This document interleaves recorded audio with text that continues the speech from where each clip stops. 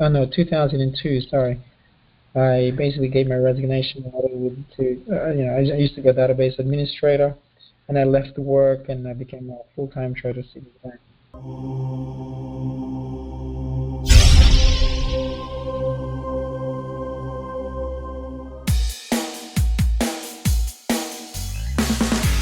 You don't have to learn to trade alone. Welcome to the Trading Lifestyle Podcast, where we interview professional currency traders and industry experts who can help you improve your trading and your life. And now, your host, Hugh Kimura.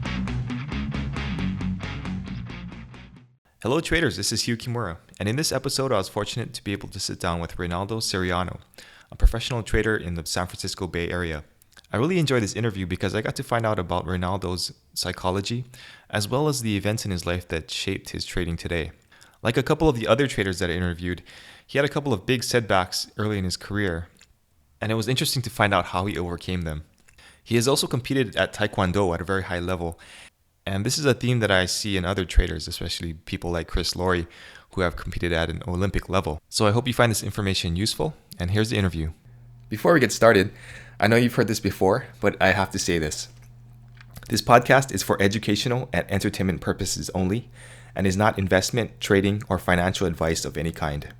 But in this episode, there might be some advice on crocodile wrestling. As you know, Forex or any type of trading is very risky, and you could lose all of your money. Seriously. And finally, past performance does not indicate future results. All right, now on to the show. Hey Reynaldo, thanks for coming on the show. Oh, thank you very much, Hugh. Thank you for the invite. I found you through a meetup group, and I was looking at your website, and I saw that you had a background in Taekwondo. Can you tell us a little bit about that experience? Yeah, sure. I started Taekwondo when I was 11 and a half, and since then, actually it's almost 30 years of doing Taekwondo. I got heavily into competition during high school all the way to university, and got basically more involved in the world-class competition. So, and through Taekwondo, this is actually how I ended up being in the US, to be honest. Oh, cool. How did you get started in trading? I actually started in trading through a workmate of mine, and he was checking his stock prices on a day-to-day basis using the business newspaper. Mm-hmm. And I asked him, I said, "Hey, what are you doing?" He said, "Oh, I'm trading." I said, "What does it mean?" He said, "You buy and you sell stocks." And so I got curious, but the way how in terms of my curiosity, I actually offered him some money to invest it for me, but he refused. Mm-hmm. So he told me to do it myself. And firstly, I got involved with real estate, and with the seminar that I went through a real estate workshop, they were doing a trading workshop as well.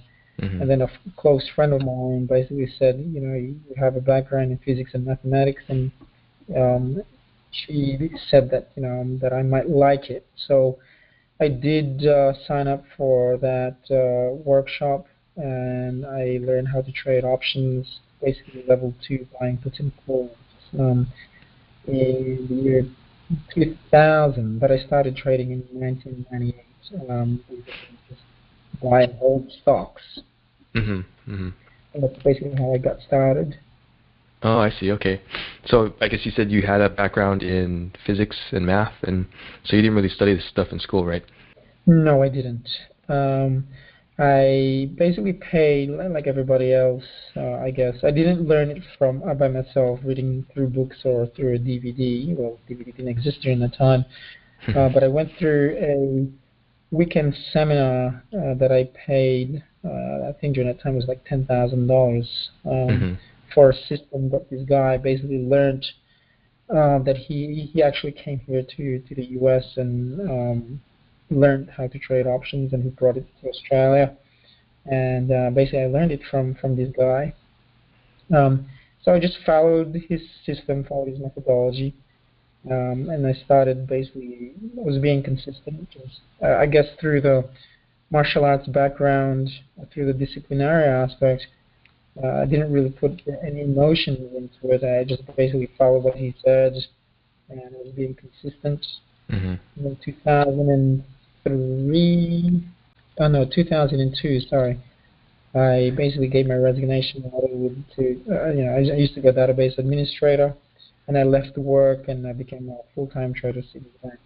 Oh wow, very cool. On your website, I saw that you trade mostly forex. Is that correct? Yes, and the reason being is because of it has a lot of advantages, Mhm. especially through teaching students. Mhm. What it can do is simply it has the ability to trade on a micro account. So the Mhm. way how I educate members is simply similar to the philosophy of sport, mainly in the martial arts background. That if you want to learn an art, doesn't matter if you want to learn Taekwondo, Karate, Jiu-Jitsu, Aikido, you need to be a white belt. Mhm. And there's no way that you can basically beat a black belt through your skills basically below par. Mhm. So the advantage of Forex is similarly where if you're new to the game and you have no skills nor the experience or the knowledge, then at least with a micro account, you can learn how to trade to be consistent. Because at the end of the day, the goal is to be consistent, to be a consistent, profitable trader. Mhm. There's no guarantees that you're going to win because of the dynamics of price of the future. It can Mhm. go up, down, or sideways. Very similar to sports. There are no guarantees that you're going to win, despite no matter how hard you train. But Yeah. of course, if you put time and effort into it, then the success rate of winning will be a little bit more higher. Mhm. But the way Definitely. how I see trading is simply we trade on a day-to-day basis, basically at an Olympic level. Mhm. And the reason being, I say this mainly like an Olympic level, is because we're competing against professional Olympic trader athletes, as I call them. Mhm. These are institutions who have all the resources in the world, all the knowledge, all the skills, Mhm. compared to a retail trader who doesn't have all the resources. And if they're just using a two-dimensional chart and cannot even read proper the charts properly, Mhm. then the odds and probability that the trader will lose is highly probable. Plus, Mhm. the emotion involved. There's a lot of emotionality in trading, like Mhm. micromanaging. There's a fear and impatience, impulsiveness, right? So, there's a lot of different factors. So Mhm. the reason why I use Forex as a vehicle for learning is mainly for the student to learn of the process of learning how to make money consistently, basically in Mhm. trading. Mhm. It's not the other way where I've seen thousands of traders and their number one focus is making money straight away. It doesn't Yeah. happen overnight, unfortunately, right? Mhm. So Mhm. if they can show consistency in a micro account, then they can go through a mini account. They show Mhm. consistency on a mini account, then they can now go through a normal standard account. So the way how I see it is very similar. Like before you can compete at a world class level, you need to compete at a club level. If you're winning consistently in the club level, then you go through a state championships. You win a Mhm. state championships, represent your state, then you go to a national championships. Through national championships, if you win, then you're representing your own country going through a world class level, the world championships on an Olympic level. Mhm. So similarly, basically how I see it in trading is simply that if you're consistent using a micro account, it's like on the club level, and you go to a mini account, you go to the national level, and you're consistent, and then you go to a normal standard account. And the reason also Forex has a lot of advantages is because in trading stocks, by law through the SEC, you need a minimum of $25,000 if you want to trade more than 3 times a week, Mhm. basically, right? So Yeah. if the trader doesn't have the knowledge or the experience basically in trading, the probability that the trader basically will lose the $25,000 within 3 months is highly probable. Mhm. Definitely. Very Yeah. cool. That's a great analogy. Maybe you can take us through your daily routine. What do you do on a daily basis when you trade? All right, great. I actually, to be honest, only trade less than 1 hour a day. Okay. And the reason being is I think because of the teaching environment. So, I teach in the morning, basically on the US session. Then I have the Asian session, the European session. So since Forex is 24 hours a day, 5 p.m. Eastern Standard Time to 5 p.m. Eastern Standard Time, which is now 2 p.m. Pacific Standard Time, I already know what to look for basically whilst I'm teaching. And I take notes on the side. So what I do is I have 5 simple steps that I do follow. Step number 1 is looking at the macro fundamentals, looking at the whole global economy and how everything is basically connected. Since everything is connected anyway, whether it be stocks, futures, or Forex, they are connected in some shape, way, or form. What do I mean by that? Since everything has got to do with price, so if the dollar index is simply going to the upside, then equity markets will automatically drop. So what I'm looking for is mainly looking for divergence, since they are more of leading indicators. And then after looking at the macro fundamentals, looking at gold, oil, the dollar index, the S&P 500, the Dow, and the VIX, and if I see all the connection, whether if they're in the right flow, to where I go through to the next level, which I call looking for evidence. So I go through each and every pair. Mainly I focus on the major currencies against the US dollar.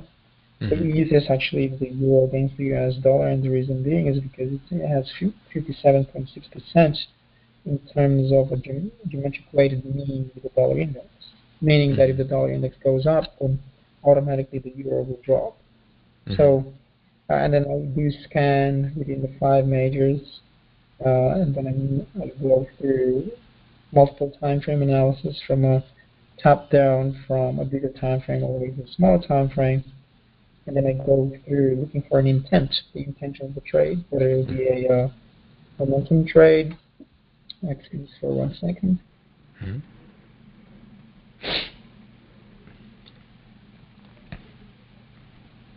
Sorry about that. No, no problem. Momentum trade, a day trade, a swing trade, or a trend following trade, mainly like a position trading. And then through there is the next step for me is I go through my risk management and money management strategy based on probabilities. Now, the number one issue I find is that retailers always focus about the win-to-lose ratio. Win-to-lose ratio and reward-to-risk ratio, I believe, shouldn't just be the main focus, because you might have 4 wins in a row, and it's a good success rate, 4 wins in a row and 1 loss. But if that 1 loss is bigger than your 4 wins, then you will lose money still consistently in trading. Yeah, exactly. So what I believe one major factor that traders are basically missing is mainly the probability of winning, meaning to measure. It's like playing cards, right? So if you have a royal flush, now you have almost a 99.99% probability that you're going to win. So in that essence, if you have a high probability of winning, then you have to increase your position size. Now, if you only have a pair, imagine you have 2 pairs. 2 pairs is nothing, right? You put all in. You said if you're putting all in, then that's a very silly move. So in trading, it's also the same, that if you have a good trading system and you have a high probability of winning, then you have a low risk, then you can basically increase your position size. And if you have you're saying you're measuring the probability of winning is say 50%, then and you have a high risk, then I won't put the trade in. And the reason is because you have a 50-50 chance with a high risk. If I have maybe a 75-80% of winning and have a low risk, then maybe perhaps I'll put 2% or 3% basically of the account. So you're measuring the probability of winning, and then you can increase or decrease your position size. I believe position size is everything based on the probability of winning. This is also based on the risk. So that is the number one that I mainly focus on, because you might have a very good trading system, but if you have a lousy risk management and money management, you won't win basically trading, right? And then the last part is profit maximizing strategies. So creating a strategy based as well on the probability of winning, that if target number one, say the probability, because in statistics, like in trading, you have what we call event probability, right? You only have 3 events. You go up, down, or sideways. So in my own opinion, if we're betting, if you're betting with, say, tossing a die, or your dice, like a die is you have 1/6 probability, but in trading you have 1/3, so that means you already have 33% of chance of winning. So it's a pretty high probability. So the question is, how can we increase that 33% to close to 90, even 100%? Then that 66% deficit will be created through your macro fundamentals, looking in terms of the trends, in terms of, I call it the energy flow of price, whether it's the price on the level of supply or demand, and then if you're using some form of indicators to give you more of a boost in terms of your confidence based on the facts, and that will increase your probability of winning. So that being said, if the point of entry already has a high probability of winning, and then your first level of target is within the area of where price is going to reach, then that definitely, now if your target is very close, then you have like a 200% chance of winning, then this will increase your position size once again. But by the time target 2 or target 3 will reach, and it's going against the trend, then your probability of winning, that it will reach those target points, will decrease significantly. So those are the 5 simple steps that I basically follow, and then after that I do have a trading checklist that I go through psychologically, basically based on your emotionality and your behavior. I call it the be to have trading principle. So the being is simply prior to entering the trade is you are aware of your emotions. Are you in a fear mode or a greed mode?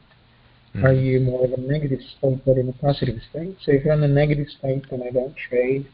But if you're in a positive state, you're calm, you're focused, you're meticulous, you're disciplined, then I go through the next step, and there is now the doing part, the 5 steps. And the having is very simple. You don't really do anything. You're just being patient, and you're just waiting for the trade to manifest itself. So all my trades are very mechanical. Every trade has an entry, has a stop, has target points, and you just let it ride. My only philosophy basically in trading is that if I no longer feel safe, my intuition basically says so, then it will supersede all of my trading rules.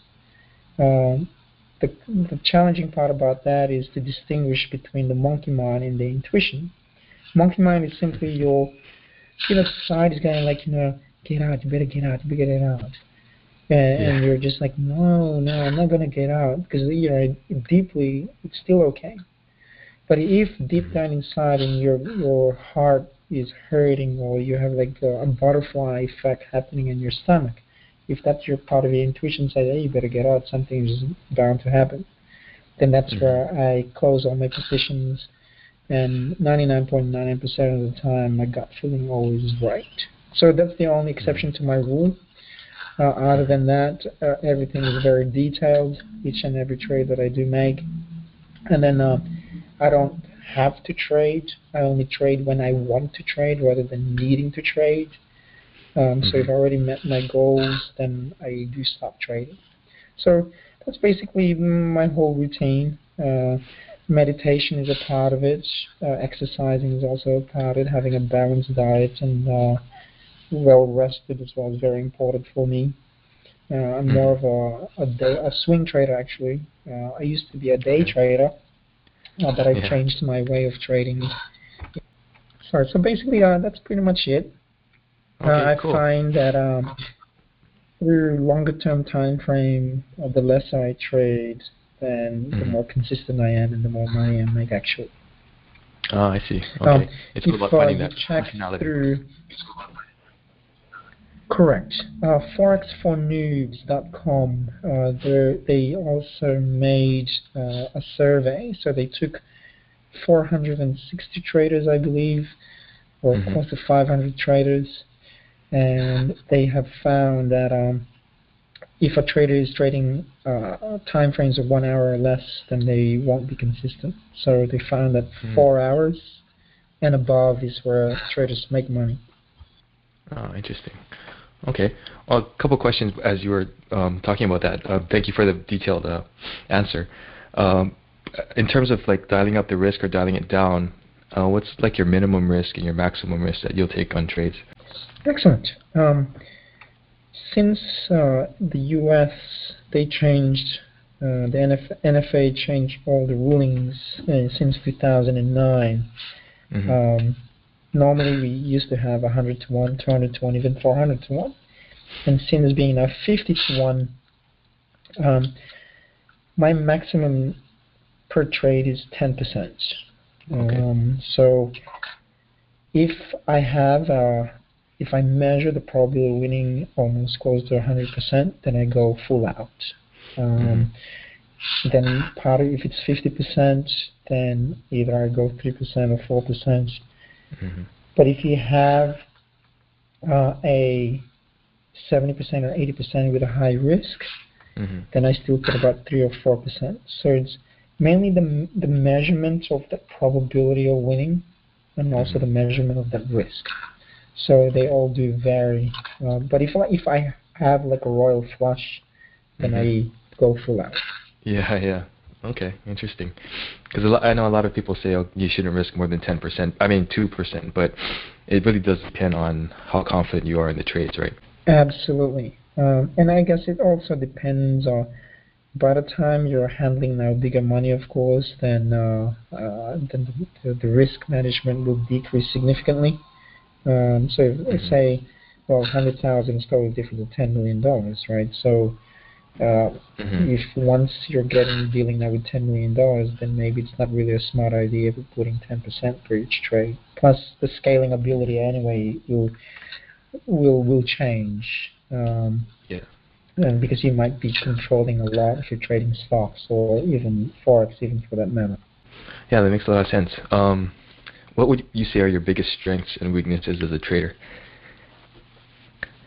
My biggest strength is simply my discipline and the integrity part, to always be aware of that.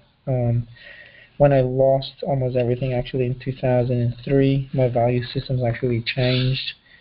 So that's actually it's interesting how life, or based on the choices that we make, I believe that without that experience in 2003, I won't be doing what I'm doing, like in terms of teaching and giving the awareness to traders about the pitfalls that trading is not a get-rich-quick scheme, that it takes time, and it's not about the system itself, it's mainly about the psychology aspect. So integrity for me is one of my highest values, actually the number one on my priority list. And it is an interesting aspect because to honor your word each and every time is very challenging. My biggest weakness is sometimes my ego, my righteousness. When that happens, then the markets actually definitely, they humble me all the time, and they always put me back to my own place. So when you're in trading, you cannot put your ego basically in trading. You can't be right. Righteousness is not acceptable. You need to be objective as much as you can basically in trading. And once you're using your belief and opinion about the markets, almost guaranteed you will lose basically in trading. So those are my weaknesses and my strengths. Okay, interesting. If you don't mind, can you tell us a little bit about how you came back from that big loss? Like, what made you decide to get back up on the horse, and did you ever think about just quitting at that point? Oh, absolutely. When I lost basically in 2003, it's almost to a point where it was on a depression state. Didn't want to go out, just want to stay home. You just that feeling of you just want to be in bed and you just want to fold. And you don't want to care anymore, right? And then basically, I had a coach during that time, and so she told me and said, "Well, are you willing to quit right now?" And I said no. I think because of the sport, I'm very competitive. I don't give up too easily. Because in Taekwondo, I'm one of those who I need to work hard for something. I'm not one of those very talented athletes, right? So in order for me to win, I had to basically work twice as hard compared to the rest. And that's what I found, that if I don't train, then the odds and probability that I won't make it to even gold medal or silver medal is very, very, very small. So in trading, simply after finding out my behavioral pattern, I had to make a choice, because my boss actually was really nice during the job time. Basically said that if your venture or whatever you're getting into is not going to work out, your job will be here. So I chose not to go back to work. I actually sold half of my properties that was giving me passive income. So I actually killed the golden goose. Was it a mistake? Maybe it was, but without it as well, then I won't be here to where I'm at today at this point in time.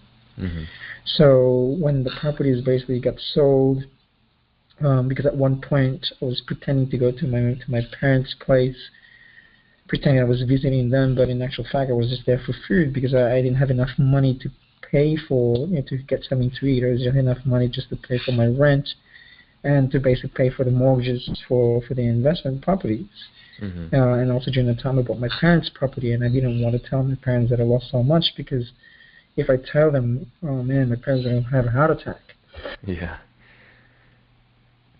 So when my properties got sold, and then I met, I was dating my now wife during that time. I moved basically to the US to basically be with her. Whilst she was studying, I attended every self-development workshop basically I could find.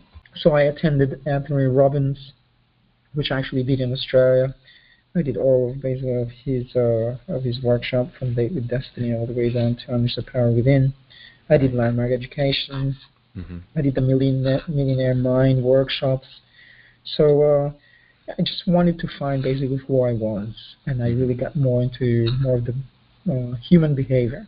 And then through there, I wanted to know how successful traders really do certain things, and they think differently, they trade differently. And then when I got married with my now wife in 2007, so I moved to the US officially in 2007. And then during those times as well, my journey was I got involved with other professional traders, and I really wanted to know the way how they trade. So some of them basically trade either New York Stock Exchange or the CME, and simply had to redo everything basically from what I learned from trading. I thought I knew trading, but to be honest, I didn't know anything about trading. It's very interesting, because I had to get rid of everything basically what I learned. And just imagine, I already created bad habits which I didn't realize, even though the probability of my system was 70%. And basically I shared with the mentors, and they said, well, you're coming to me, so get rid of everything. If you want to learn, then you have to start from basics. So I had to learn more about price. I had to learn about supply and demand, and simply to get rid of indicators, because at the end of the day, they're all lagging. And then when I had the ability or had the opportunity to go visit the trading floor, this basically gave me to see the difference between professional trading and retail trading. And then my trading results basically actually changed after that, because I believe there's a third dimension that a lot of retail traders don't see. We see a two-dimensional chart, but we don't see the third dimension between a buyer and a seller. If you're at the trading floor, then you will see everything. You will see the person who's buying, you will see the person who's selling. So there's something that I call in trading. One, I don't want to be a retail trader, because the retail traders will always lose 100% of the time. Now, I can't be an institutional trader either, because unless if I get into a job in terms of floor trading, or I get a job in institutional type of trading, then I will have more of the advantage. And the reason is because you have all the information basically in the world, and you're trading from where the mecca of price basically operates, based on news. So whilst you're buying, someone is selling on the opposite end. And I believe there's a pyramid in terms of trading. If you look into a pyramid, the top of the pyramid are your institutions, then you have your hedge fund managers, then you have professional traders, then you have your retail traders, and you have I call the bottom feeders, which are now your normal nine cars. So when news basically comes out, news has already been basically leaked out prior to the news even has been given out. That's why insider information is illegal. Institutions will always have that piece of information ahead of everybody. Goldman Sachs will have that news prior to anybody. So once they have that, and they're buying, once the news leaks out to the bottom, they're now selling, because someone has to buy from the bottom, right? So, there's hierarchy when it comes to the price. Now, the way how I see it as a trader is, I call myself a professional observer. What I mean by that, it's simply like, let's take basketball, or even football for that matter. So if you're a 49ers fan, and you want to place a bet between 49ers and, say, Dallas Cowboys, and now you're going to go place a bet, and who do you think is going to win?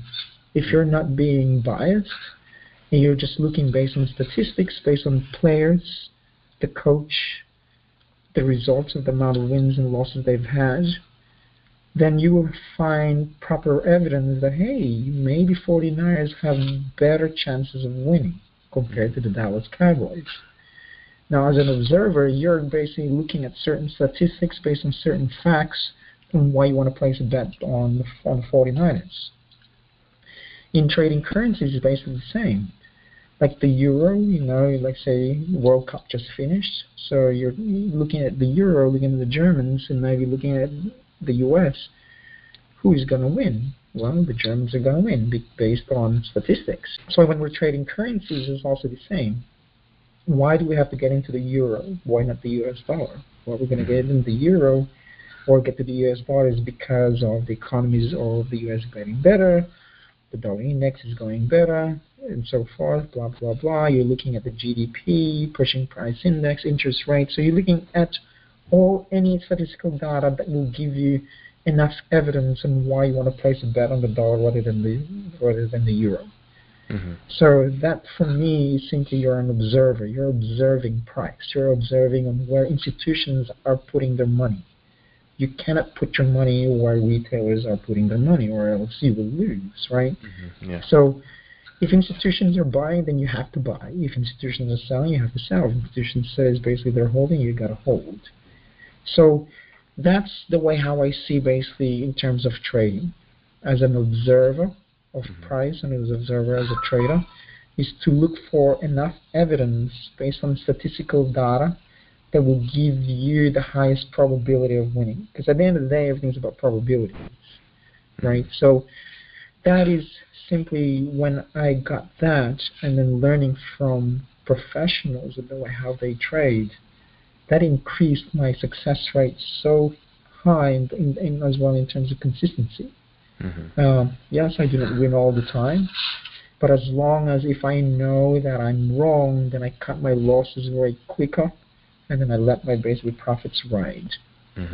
So even if I have a 50-50 win-to-lose ratio, But if my wins are bigger than my losses, then at the end of the month, I'm still basically ahead of the game. Right? So at the end of the day, trading is the game. We're still gamblers. I just call myself a professional gambler. That's all. Not an amateur gambler. Because I take trading a game as a business, not as a hobby. Likewise, in sport, there's no guarantees that you're going to win. You're putting a lot of risk on the line for the glory of something.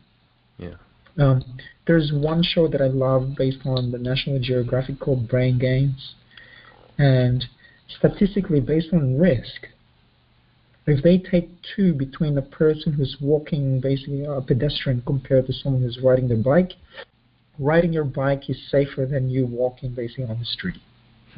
They made a research that 4,000 pedestrians get killed every year in big cities like New York City. And in trading, we have to take risks, whether we like it or not, but calculated risk.